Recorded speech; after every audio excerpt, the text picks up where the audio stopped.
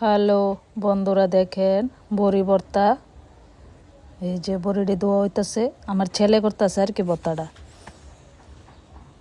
কইতেছে মা আমি ভর্তা করি, তো বানাইলো। দেখেন বড়িটি ধুইতেছে, তারপরে চেষ্টাছে।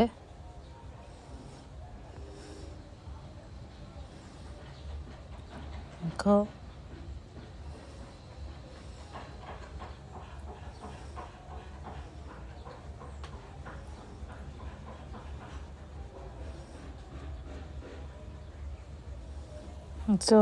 চেষ্টা আছে, সেটা সারলো। তারপর লেবু পাতা দিল, চিনি দিল, মরিচ দিতেছে, এই যে লবণ, মরিচের গুঁড়া,